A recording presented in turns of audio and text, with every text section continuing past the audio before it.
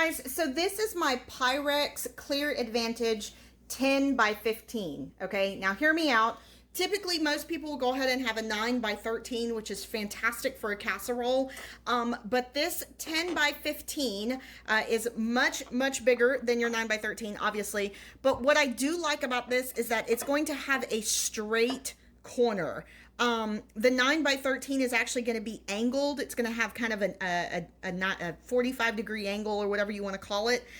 So it's a little bit harder to be able to make like a cake or a pan of brownies in that, because it's more difficult to actually go ahead and scoop it out.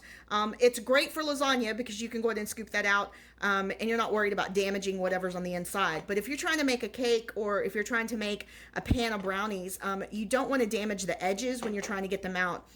And this 10 by 15 gives you a really great straight edge all the way around it. So I just kind of want to show that to you. You can see how straight that corner is and how straight the edges are here. They don't have an angle as compared to the 9 by 13. So I just wanted to go ahead and show that to you because this is the Pyrex brand, and this is their 10 by 15 baking dish.